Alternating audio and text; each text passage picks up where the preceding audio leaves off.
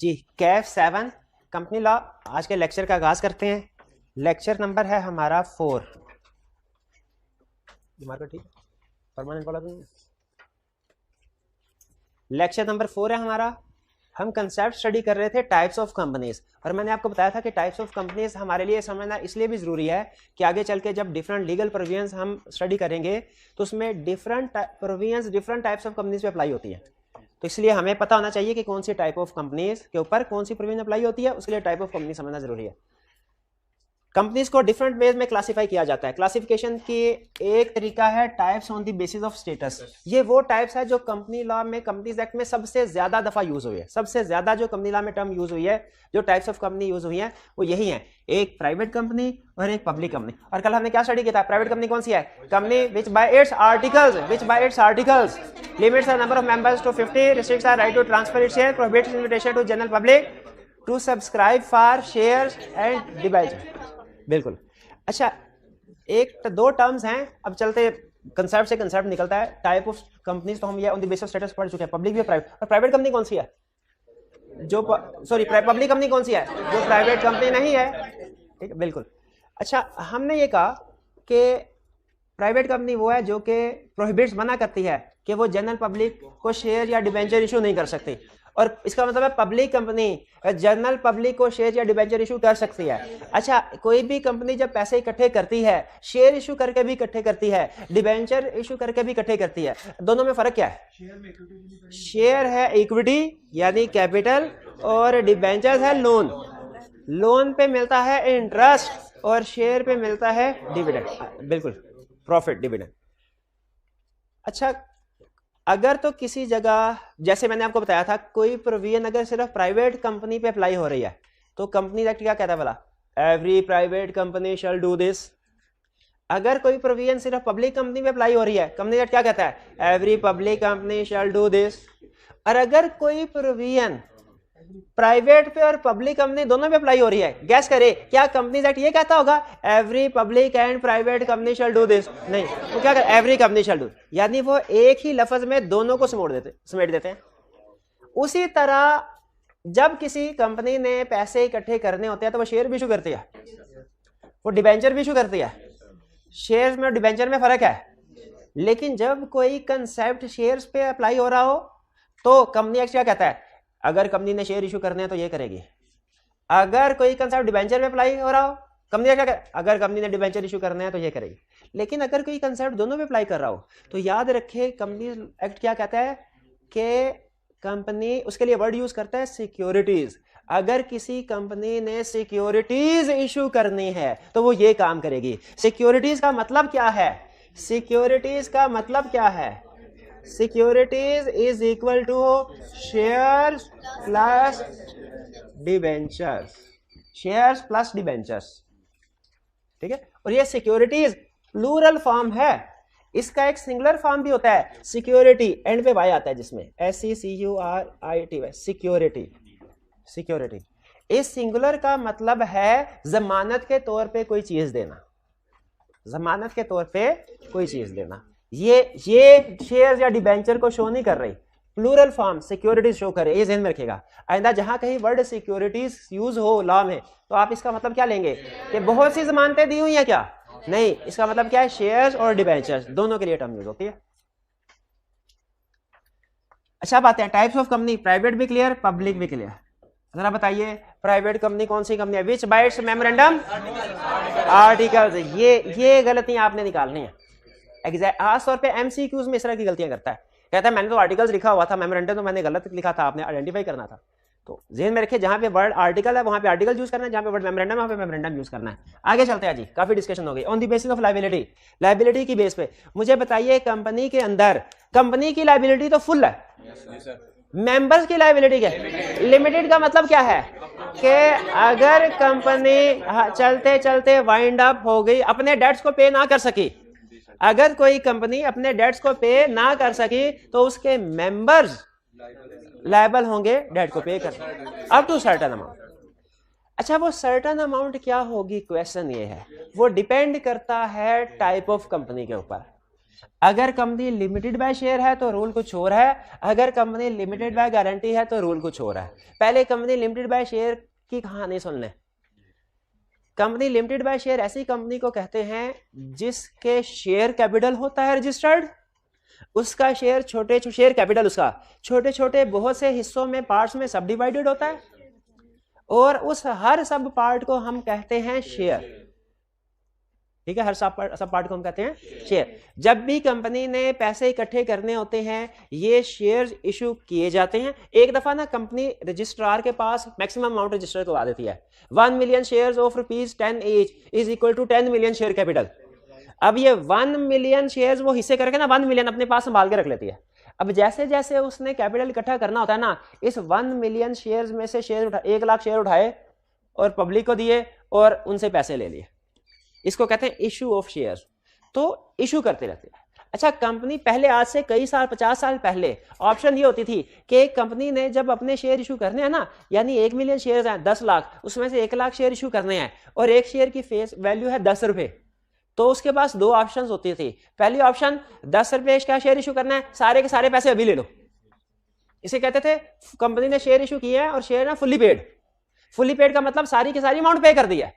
और दूसरी ऑप्शन क्या होती थी कि अगर पार्टली पेड का मतलब क्या होता है कि शेयर है ना 10 रुपए का, तो अगर शेयर होल्डर को इशू किया, शेयर होल्डर ने कहा सर जी मेरे पास 10 रुपए तो नहीं है, मेरे पास तो 6 रुपए हैं, तो कंपनी कहती थी अच्छा ऐसा करो 6 रुपए अभी दे दो, 4 शेयर तुम्हें हम 10 रुपए वाला इशू कर देते हैं, शेयर भी अभी दे दो, 4 रुपए जब हमें जरूरत पड़ी हम आवाज लगाएंगे तुम 4 रुपए दे देना।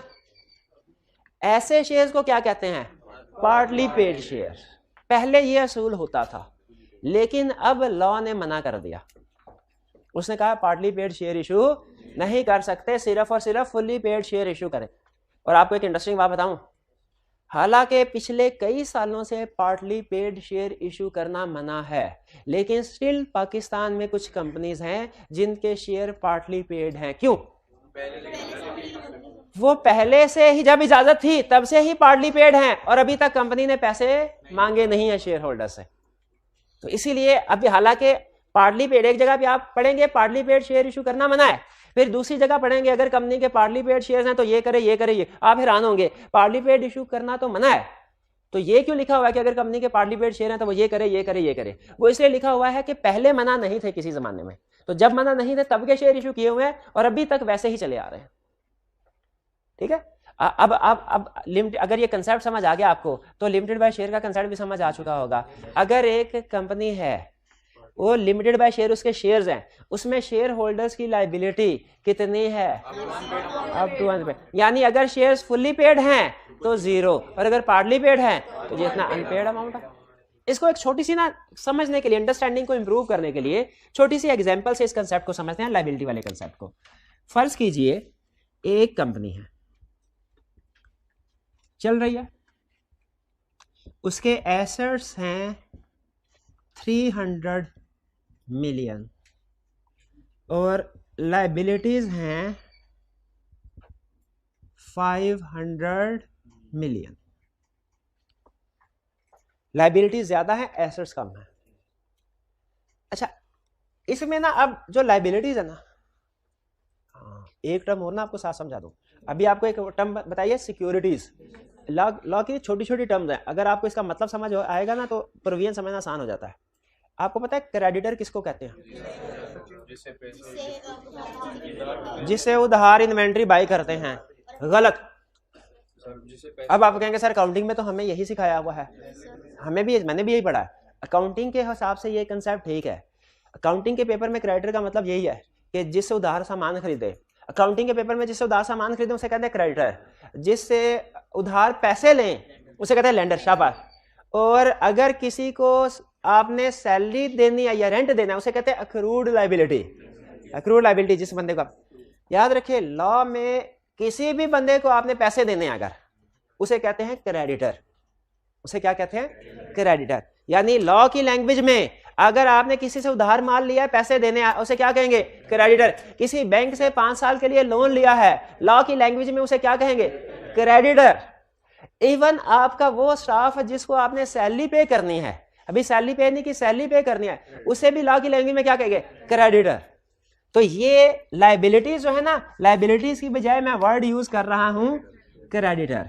तो क्रेडिटर का मतलब क्या है? हर वो आदमी जिसको आपने कोई अमाउंट पे करनी है। अच्छा, अगर तो क्रेडिटर चुप करके बैठे रहना, कंपनी मजीद चलती रहेगी, ठीक है। लेकिन अगर क्रेडिटर में से कोई बंदा पैसे मांग ले, और लॉ ने एक जगह पे लिखा हुआ है, हमारा एक टॉपिक है हमारा, ये भी तो चैप्टर 1 है ना, बेसिक कंसेप्ट है। इसके बाद चैप्टर जो लॉ स्टार्ट होगा ना, चैप्टर 2 से होगा, उसमें वो चैप्टर 2 है रजिस्ट्रेशन ऑफ कंपनीज, के कंपनी कैसे रजिस्टर इनकॉर्पोरेट होती है, ये है चैप्टर 2। लास्ट चैप्टर है, गैस कर सकते हैं कौन सा होगा? शाबाश, वाइंडिंग अप ऑफ कंपनीज, के कंपनी खत्म कैसे होगी। वाइंडिंग अप ऑफ कंपनीज में एक जगह पे लिखता है कि अगर कंपनी का कोई क्रेडिटर है, वो कंपनी से पैसे मांगता है, कंपनी पैसे नहीं दे पाती, ऐसी कंपनी को बंद कर देंगे हम, ऐसी कंपनी को बंद। तो अगर क्रेडिटर ने पैसे डिमांड नहीं किए, कंपनी चलती रहेगी। क्रेडिटर ने पैसे डिमांड कर लिए, कंपनी बंद। अब कंपनी बंद यानी वाइंडिंग अप में चली गई। वाइंडिंग अप में चली गई तो अब कोर्ट क्या कहेगा? कोर्ट कहेगा इसके सारे एसेट्स बेचो और लायबिलिटीज पे करो। सारे एसेट्स बेचो, कंपनी के सारे एसेट्स, याद रखिए ये कंपनी के एसेट्स हैं और क्रेडिटर लायबिलिटीज हैं, शेयर होल्डर या ओनर्स के नहीं है, सेपरेट है ना। तो एसेट्स बेचो, लायबिलिटीज पे करो। सारे एसेट बेचे, लायबिलिटी पे कर दी, बाकी 200 मिलियन की लायबिलिटी शॉर्टफॉल अभी भी बाकी है। अब ये कैसे पूरा होगा? ये अब मेंबर्स कंट्रीब्यूट करेंगे, मेंबर्स कंट्रीब्यूट करेंगे। देखें, एक कंसेप्ट है ना सेपरेट लीगल स्टेटस, उसकी एक छोटी सी एक्सेप्शन समझ लें, लिमिटेड लायबिलिटी कंसेप्ट। असूली तौर पे तो कंसेप्ट होना चाहिए no liability concept. No liability concept क्या है कि कंपनी के जितने मर्जी लायबिलिटी हो, कंपनी ने जितने मर्जी पैसे देने, ओनर्स 1 रुपया भी नहीं डालेंगे, ये है नो लायबिलिटी कंसेप्ट। ये नहीं है, कंसेप्ट है लिमिटेड लायबिलिटी। लिमिटेड लायबिलिटी का मतलब क्या है कि जब कंपनी ने पैसे अदा कर, वाइंडिंग अप में सफिशिएंट पैसे नहीं है, कंपनी ने क्रेडिटर को पैसे अदा करने हैं, तो मेंबर्स आएंगे और कुछ ना कुछ कंट्रीब्यूट करेंगे। मेंबर्स आएंगे और कुछ ना कुछ कंट्रीब्यूट करेंगे। वो कितना करेंगे वो डिपेंड करता है। अब आप मुझे बताइए, कंपनी लिमिटेड बाय शेयर का कंसेप्ट पहले समझाओ कि लिमिटेड बाय गारंटी का। लिमिटेड बाय, अगर ये कंपनी है ना लिमिटेड बाय शेयर और शॉर्टफॉल है 200 मिलियन का, तो लिमिटेड बाय शेयर में मेंबर्स की लायबिलिटी कितनी होगी? Up to unpaid amount of shares held by them. यानी अगर इस कंपनी में जो मेंबर्स हैं, जो शेयर होल्डर्स हैं, जो मेंबर है, अगर उन्होंने सारे शेयर्स फुली पेड है तो उन्होंने कितने पैसे अदा करने हैं? 0। और अगर शेयर्स पार्टली पेड है तो जितना अनपेड है वो पे कर, जितना पेड नहीं, जितना अनपेड है वो पे करना। जैसे अगर किसी के पास 1 मिलियन शेयर्स हैं, 10 रुपए फेस वैल्यू शेयर है, 6 रुपए पे कर दिया हुआ है, एक शेयर के ऊपर कितनी लायबिलिटी है? 4 रुपए। और अगर 1 मिलियन शेयर थे उसके पास 4 मिलियन, यानी वो शेयर होल्डर 4 मिलियन पे करेगा और बाकी 196 जो होगा, जो 196 होगा वो बैड डेट होगा लोगों का। क्लियर? यही कह रहा है कंपनी लिमिटेड बाय शेयर में मेंबर्स की लायबिलिटी होगी कितनी? Liability up to unpaid amount of shares, up to unpaid amount of shares, उस अमाउंट शेयर्स की वो अमाउंट जो कि अनपेड है। भाई ये बात समझ आ रही? और अगर शेयर्स फुली पेड है 0 लायबिलिटी, शेयर फुली पेड है तो कोई लायबिलिटी, 0 लायबिलिटी। ये क्लियर हो गया? अच्छा, यही एग्जांपल सारी। फर्क यह है कि अब limited by guarantee, limited by guarantee में होता क्या है कि नॉर्मली स्टार्ट में पैसे नहीं लगाए जाते, बल्कि स्किल्स वगैरह के जरिए से बिजनेस स्टार्ट किया जाता है। हाँ, लेकिन लोगों की तसल्ली के लिए कहा जाता है कि अगर कंपनी ने आपको पैसे देने हैं और कंपनी नहीं दे पाती, तो जो मेंबर्स होंगे, वो मेंबर्स होंगे वो एक अमाउंट जितनी उन्होंने एग्री की हो ना जमानत के तौर पे, उतनी अमाउंट कंट्रीब्यूट करेंगे। यानी जब कंपनी लिमिटेड बाय गारंटी होती है ना, आपको कल बताया था ना, बिजनेस पैसों से भी चल सकता है, पैसों के बगैर भी चल सकता है, स्किल्स के बेस पे। ये बिजनेस पैसों के बगैर है लिमिटेड बाय गारंटी, इसमें शेयर कैपिटल नहीं है। नॉर्मली कभी कभार हो भी सकता है लेकिन नॉर्मली नहीं होता, लिमिटेड बाय गारंटी है। इसमें मेंबर्स एग्री करते हैं कि हम पैसा डाल तो नहीं रहे, लेकिन अगर जरूरत पड़ी तो हम पैसा डालने के पाबंद होंगे। और कितने पाबंद होंगे? ये हर बंदा अपने नाम के आगे अमाउंट लिखता है, ये मेमोरेंडम में लिखा जाता है। हमारे इस कंपनी के 4 मेंबर हैं, mister A, mister B, mister C, mister D. अगर जरूरत पड़ी मिस्टर ए 5 मिलियन कंट्रीब्यूट करेगा, mister B 6 million, mister C 4 million, mister D 10 million. लेकिन ये अमाउंट जो लिखी जाती है ना, गारंटी होती है। अगर गारंटी का मतलब क्या है कि अगर जरूरत पड़ी फिर पे की जाएगी, वरना पे। अब इस सिचुएशन में बताइए, अच्छा पहले तो बताइए यहां तक सिचुएशन तो आपको समझ आ गई है, 200 मिलियन। अब मेंबर्स को बुलाया जाएगा, आओ भाई तुम अदा करो 200 का शॉर्टफॉल। यहां पे मैं लफ्ज शेयर होल्डर लिखूं कि मेंबर लिखूं? शेयर होल्डर है ही नहीं, शाबाश। ये कंपनी लिमिटेड बाय गारंटी, इसमें नॉर्मली शेयर होल्डर होता है, तो इसके लिए वर्ड क्या यूज किया जाए? मेंबर का वर्ड ऐसा है जो जिसका मतलब होता है ओनर्स। मेंबर से मुराद किसी क्लब का मेंबर नहीं है, मेंबर से मुराद है कंपनी के ओनर्स। ये words company limited by share में भी यूज हो सकता है और कंपनी लिमिटेड बाय गारंटी में भी यूज हो सकता है। मेंबर्स, अब मेंबर्स कितने कितने पैसे डालेंगे? ए ने गारंटी दी थी फर्ज कीजिए 4 मिलियन, बी ने कहा था 6, सी ने कहा था 3, डी ने कहा था 10, तो ये टोटल 23 मिलियन इन्होंने कंट्रीब्यूट किया। बाकी का 177 मिलियन बैड। ये लिमिटेड बाय गारंटी समझ आई? अब जरा इसके अल्फाज सुनिएगा जरा। एक कंपनी लिमिटेड बाय गारंटी कैसी कंपनी है? ये ऐसी कंपनी है जिसमें लायबिलिटी है लिमिटेड। कब तक limited? Up to amount agree to contribute. Amount agreed, किसने एग्री किया? मेंबर्स ने, कि वो कंट्रीब्यूट करेंगे। Contribute towards assets of the company, यानी एसेट्स को बढ़ाने के लिए कंट्रीब्यूट करेंगे। कब? Time of winding up, winding up के वक्त। यानी जब कंपनी वाइंड अप हो रही होगी, अगर इसकी लायबिलिटी ज्यादा और एसेट्स कम हुए हैं, तो हम मेंबर्स गारंटी देते हैं हम इतने इतने पैसे कंट्रीब्यूट करेंगे। ये है कंपनी लिमिटेड बाय गारंटी। भाई लिमिटेड बाय गारंटी का कंसेप्ट समझ आया? लिमिटेड बाय शेयर भी क्लियर। अच्छा, while he is a member or within 1 year, ये बहुत ही इंटरेस्टिंग वर्ड है, ये आपको पढ़ के समझ नहीं आएगा।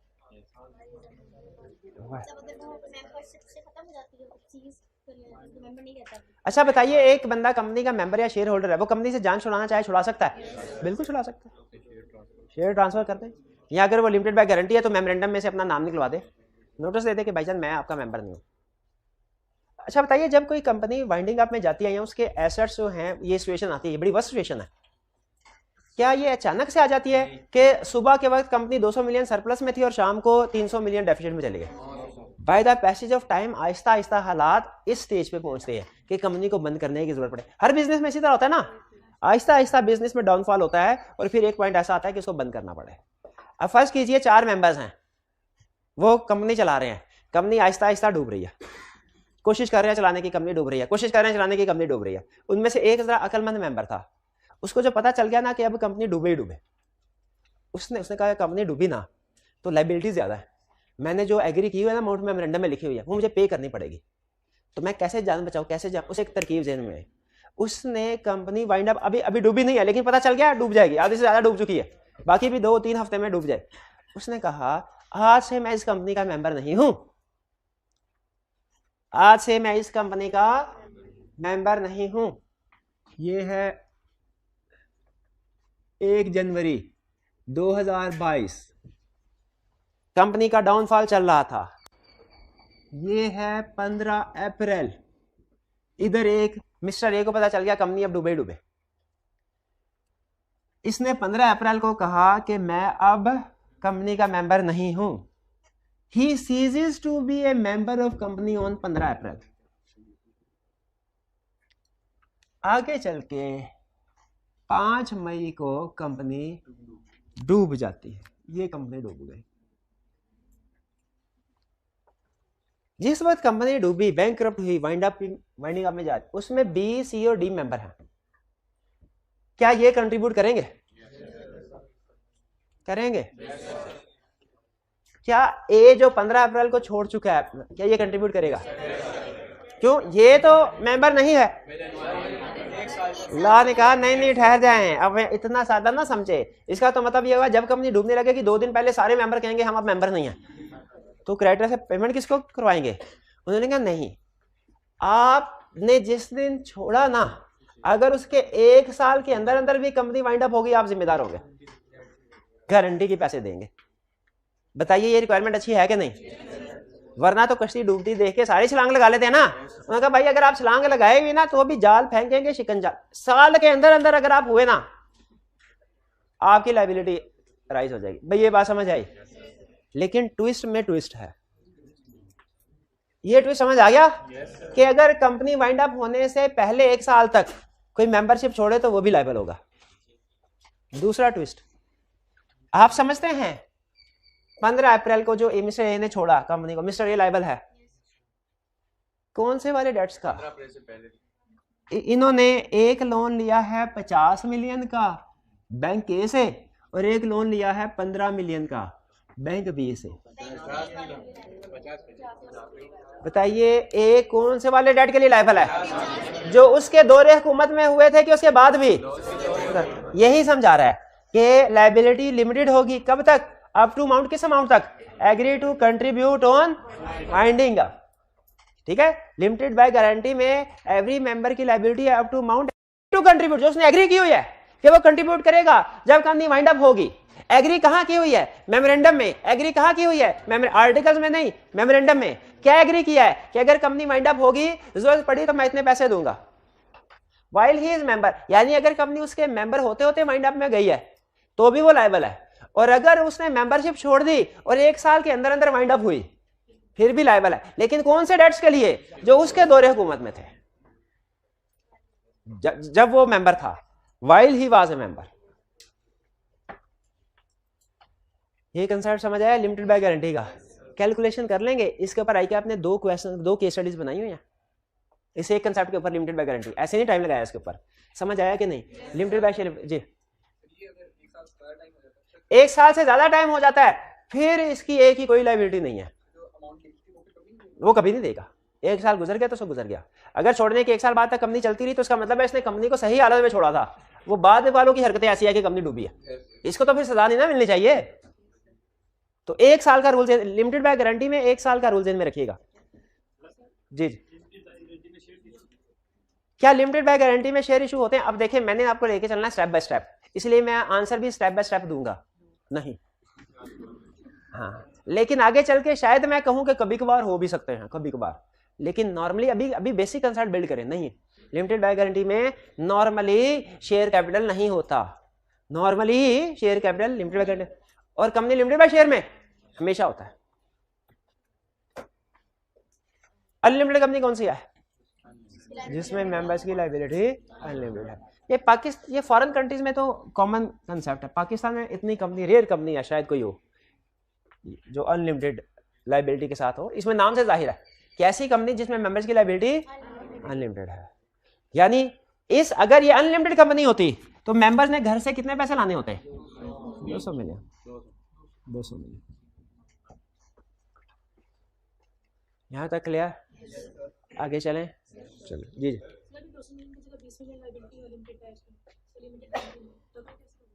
200 की बजाय 20 हो, ये आपने बड़ी मुश्किल कैलकुलेशन पूछ ली है, बड़ी मुश्किल कैलकुलेशन पूछ ली है। नहीं कैलकुलेटर, उन्होंने कहा अगर ये 20 मिलियन हो तो फिर डिस्ट्रीब्यूशन कैसे होगी?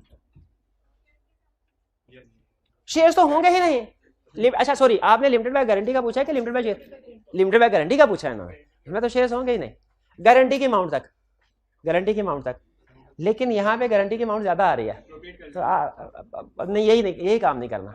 अगर यही काम करना होता तो मैं ये क्यों कहता मुश्किल सवाल पूछ लिया, तो सिंपल कहता मैं प्रोपोर्शनल लायबिलिटी होगी। इसका रूल होता है, मैं बताना नहीं चाह रहा, इक्वल सब्जेक्ट टू मैक्सिमम। नहीं समझ आई ना कंट्रीब्यूशन? यानी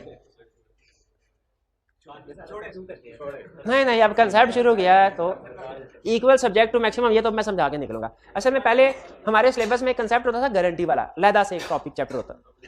अब नहीं वो लेकिन हुआ करता था उसमें मर्केंटाइल लॉ, उसमें हम डिटेल में समझाते थे। अब नहीं समझा, छोड़। हाँ, छुट्टी के बाद एक सुन लें, फर्ज कीजिए लायबिलिटी पे करनी है 10 मिलियन। 10 मिलियन एक ने एग्री किया था कि मैं 8 मिलियन पे करूंगा, एक ने एग्री किया था मैं 6 मिलियन पे करूंगा।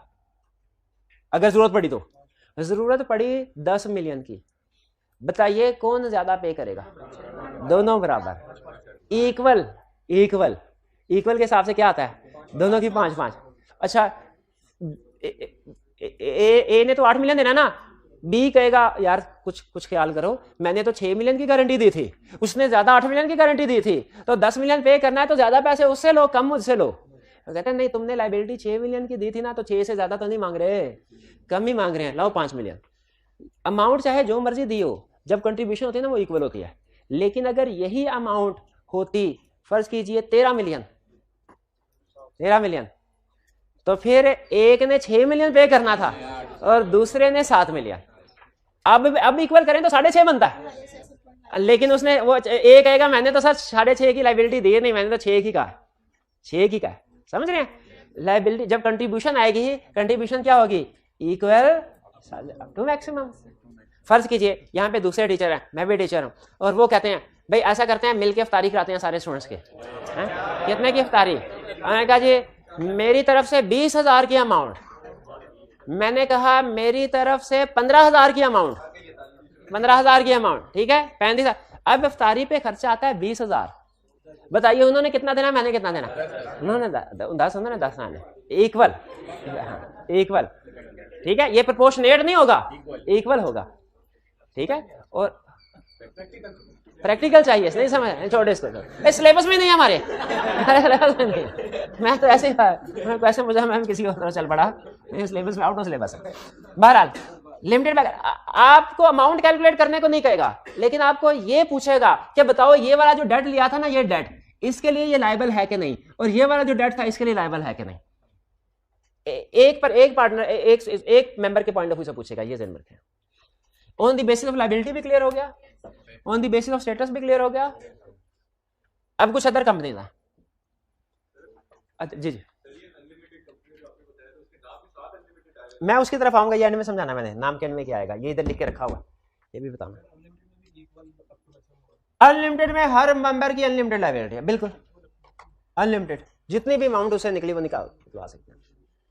अदर कंपनीज कौन सी होती हैं, जो अब याद है समराट, कुछ और मजीद टाइप्स ऑफ कंपनीज हैं, जैसे एक है होल्डिंग कंपनी, एक है subsidiary company. Holding company, subsidiary, असल में हम जो नेचुरल पर्सन होते हैं, नेचुरल पर्सन आर्टिफिशियल पर्सन में क्या फर्क है, नेचुरल पर्सन तो इंडिविजुअल होता है और आर्टिफिशियल पर्सन कंपनी, उसे लीगल पर्सन भी कहते हैं, क्योंकि वो सिर्फ लीगल डॉक्यूमेंट्स में जिंदा होता है और कहीं नहीं होता।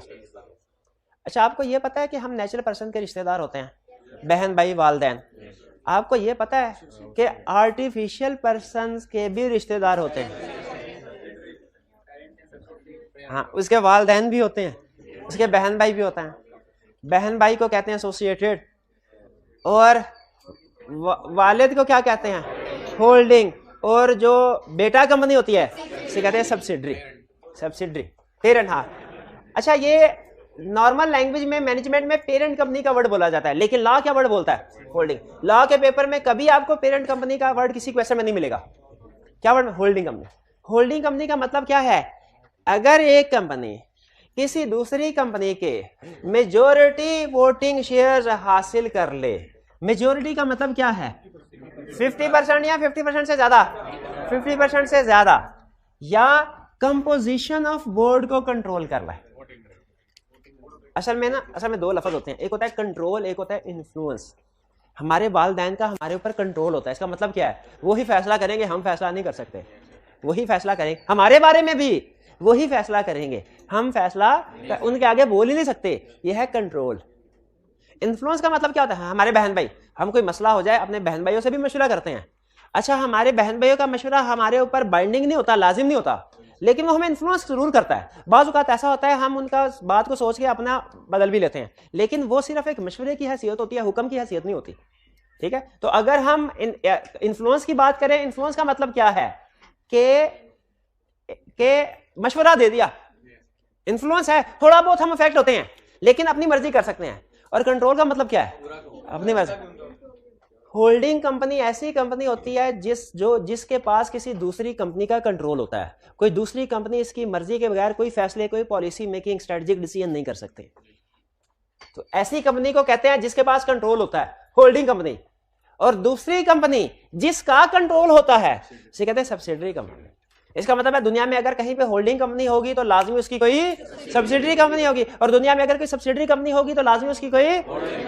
अब अगला सवाल ये है कि कोई कंपनी होल्डिंग या सब्सिडरी बनती है तो कैसे बनती है। होल्डिंग सब्सिडरी रिलेशनशिप बनाने के दो तरीके हैं। पहला तरीका है थ्रू शेयर्स, फाइनेंशियल तरीका है। दूसरा नॉन फाइनेंशियल तरीका है। फाइनेंशियल तरीका क्या है कि आप दूसरी कंपनी के मेजॉरिटी ऑफ शेयर्स खरीद लें।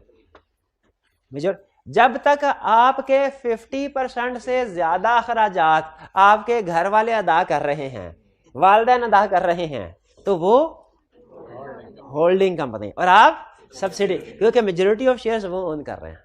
लेकिन याद रखें ये रूल काफी नहीं है। बाज़ औक़ात ऐसा भी होता है कुछ लोग इतने अच्छा बादब होते हैं बच्चे, वो हालांकि अपनी अर्निंग कर भी रहे होते हैं लेकिन फिर भी वालिदैन के हुक्म के खिलाफ नहीं चलते। तो लाजमी नहीं होल्डिंग सब्सिडी का रिलेशनशिप सिर्फ फाइनेंस से बने, नॉन फाइनेंशियल एलिमेंट भी हो सकता है। अगर कोई एक कंपनी दूसरी कंपनी के डायरेक्टर्स को, मेजॉरिटी ऑफ डायरेक्टर्स को कंट्रोल कर ले, अगर एक कंपनी के पास दूसरी कंपनी के मेजॉरिटी ऑफ डायरेक्टर्स या सारे डायरेक्टर्स को अपॉइंट रिमूव करने की अथॉरिटी आ जाए, तो भी तो वो कंट्रोल कर रही है ना दूसरी कंपनी को। मुझे ये बताइए कि ये एक कंपनी है पीटीसीएल, दूसरी कंपनी यूफोन। यूफोन के मोर देन 50% शेयर्स पीटीसीएल के पास हैं। तो बताइए पीटीसीएल क्या बने, यूफोन क्या बने, सब्सिडरी। एक होल्डिंग सब्सिडरी का ये तरीकाकार है, एक और भी तरीकाकार है। वो क्या है, एक कंपनी है इत्सलात। इत्सलात ये पाकिस्तान से बाहर अबू धाबी में रजिस्टर्ड है, मेरा ख्याल है इनकॉर्पोरेटेड है। पाकिस्तान में इनकॉर्पोरेटेड नहीं है, लेकिन ये पाकिस्तान में बिजनेस करती है कुछ बिजनेस। हाँ, ये फॉरेन कंपनीज को कहते हैं। जो कंपनी पाकिस्तान से बाहर रजिस्टर्ड हो ना, लेकिन पाकिस्तान में कुछ थोड़ा बहुत ऑफिस हो, बिजनेस ऑपरेशन हो, उसे क्या कहते हैं, फॉरेन कंपनी। और जो पाकिस्तान में रजिस्टर्ड है उसे कंपनी नहीं, उसे सिर्फ कंपनी, उसे पाकिस्तानी कंपनी नहीं कहेंगे, सिर्फ कंपनी। इस सालात ने पीटीसीएल के 26% शेयर्स खरीदे। क्या पीटीसीएल इस सालात के सब्सिडरी बन गई? नहीं बनी, क्योंकि मेजॉरिटी ऑफ शेयर्स नहीं खरीदे। लेकिन इस सालात ने गवर्नमेंट से कहा भाई आपके पास सारे शेयर्स हैं, आप 26% शेयर मुझे दें, लेकिन उसके साथ ही साथ मुझे एक और पावर दें। क्या कि आपके डायरेक्टर्स, मेजॉरिटी ऑफ डायरेक्टर्स, आपके फर्ज कीजिए अगर 11 डायरेक्टर्स हैं तो उनमें से 6 डायरेक्टर्स को मैं अपॉइंट करूं। अब मुझे बताइए पीटीसीएल को चलाना किसने है? इसके डायरेक्टर्स ने, और उसके डायरेक्टर्स को पॉइंट रिमूव किसने करा? इत्सलात ने। तो अब मुझे बताइए पीटीसीएल में इत्सलात की नहीं चलेगी? इत्सलात पीटीसीएल की होल्डिंग और पीटीसीएल सब्सिडरी बन गई, ठीक है। और अब ये फर्क देखिए कि यूफोन पीटीसीएल की सब्सिडरी बनी है शेयर होल्डिंग की वजह से, और पीटीसीएल इत्सलात की सब्सिडरी बनी है बोर्ड ऑफ डायरेक्टर्स की वजह से। क्लियर हुई है बात? तो इसका मतलब यह है होल्डिंग या सब्सिडरी बनाने के लिए दो तरह का क्राइटेरिया है, मेजॉरिटी ऑफ वोटिंग शेयर्स वाला और controls composition of board. Composition of board control करने का मतलब क्या है कि डायरेक्टर्स को अपॉइंट या रिमूव करने की अथॉरिटी हो। लेकिन इस कहानी में एक ट्विस्ट अभी भी है। ये कंपनी है, ये कंपनी है, ये फॉरेन कंपनी, फॉरेन पीटीसीएल और यूफोन होल्डिंग सब्सिडरी, इत्सलात और पीटीसीएल, इत्सलात और यूफोन होल्डिंग। ये इत्सलात और यूफोन में डायरेक्ट कोई रिलेशनशिप नहीं है, लेकिन इनडायरेक्टली ये भी होल्डिंग सब्सिडरी है, क्योंकि इनडायरेक्टली इत्सलात यूफोन को कंट्रोल कर रही है। ग्रैंड, हाँ बिल्कुल।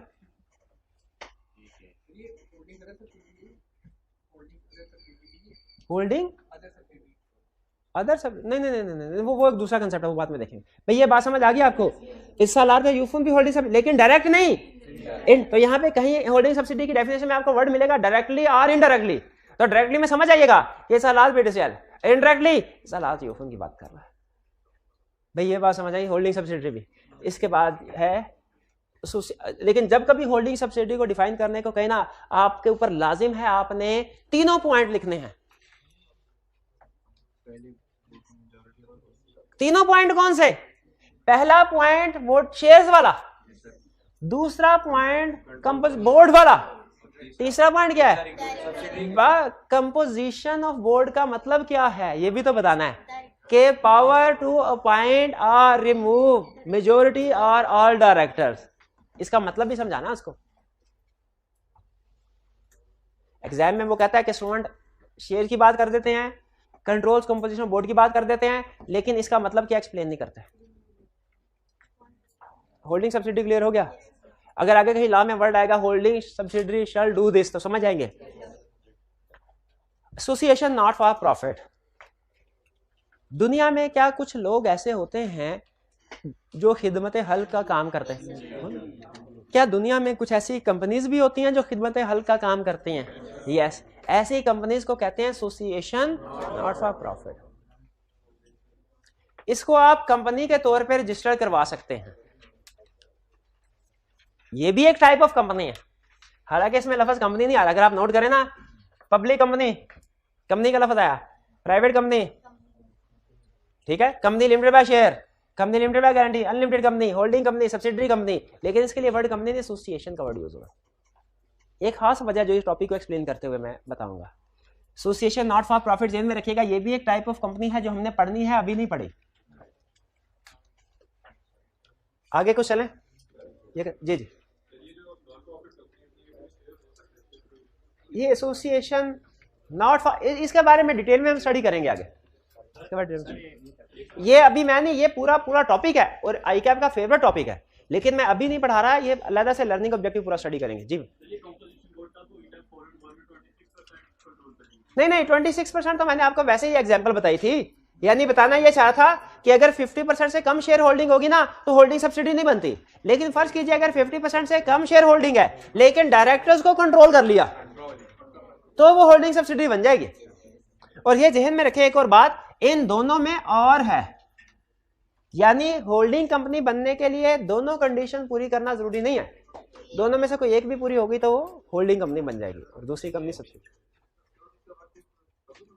सिक्योरिटीज का वर्ड सिर्फ पब्लिक कंपनी के लिए क्या? नहीं, हर तरह की कंपनी के लिए, हर तरह के शेयर और हर तरह के डिबेंचर्स के लिए वर्ड सिक्योरिटी यूज किया जा सकता है।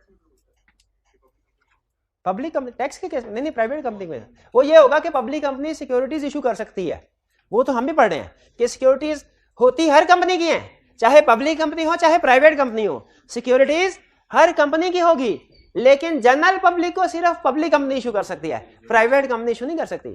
पर याद रखें, प्राइवेट कंपनी के भी शेयर्स होते हैं, प्राइवेट कंपनी के भी डिवेंचर्स होते हैं, लेकिन प्राइवेट कंपनी जनरल पब्लिक को इशू नहीं कर सकती। क्लियर हुई ये बात? वो ये उसको छोड़े, वो कंसेप्ट समझाने के लिए।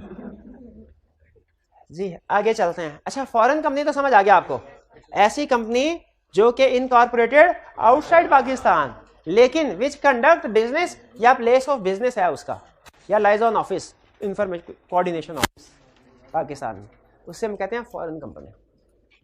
अच्छा, पब्लिक सेक्टर कंपनी किस, आपको बताया था ना पब्लिक कंपनी में और पब्लिक सेक्टर कंपनी में फर्क है। क्या फर्क है? कि जिसमें, हाँ जी, यूं कह लीजिए जिसकी होल्डिंग कंपनी गवर्नमेंट होगी उसे पब्लिक सेक्टर कंपनी का। यानी अगर पब्लिक सेक्टर कंपनी ऐसी कंपनी है जिसके 50% से ज्यादा securities, more than 1/2 securities government hold कर रही है, या जिसके majority of directors government appoint कर रही है। बाकी कह रहे हैं अगर कोई एसोसिएशन नॉट फॉर प्रॉफिट है उसको भी अगर गवर्नमेंट थ्रू डायरेक्टरशिप वगैरह कंट्रोल कर रही है तो वो भी पब्लिक सेक्टर कंपनी कहलाएगी। ये वाली लाइन अभी ना पढ़े, ये आपको भी कंफ्यूज करेगी, ये बाद में बताऊंगा आपको। ये वाली लाइन अभी ना पढ़े, अभी सिंपल कंसेप्ट ध्यान में रखें।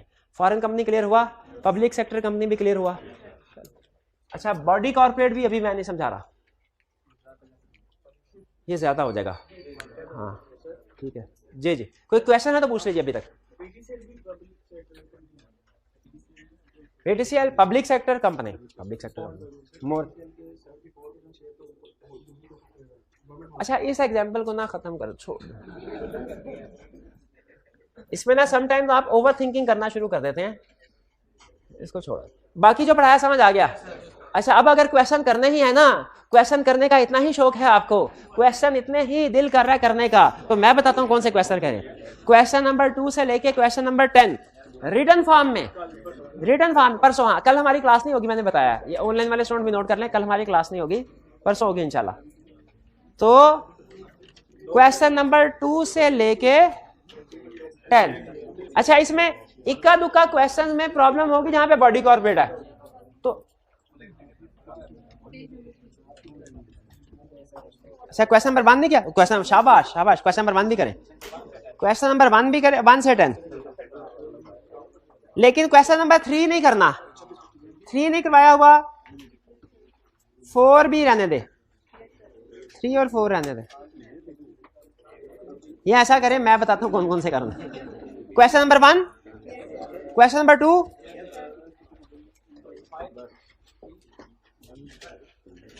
वन 2 6 7 8 9 10, 1 2 6 7 8 9 10, 1 2 6 7 8 9 10, ये 7 क्वेश्चन आपने रिटन फॉर्म में अटेम्प्ट करना है। ठीक है, चलिए आज का लेक्चर यहाँ पे खत्म करते हैं, अल्लाह हाफिज।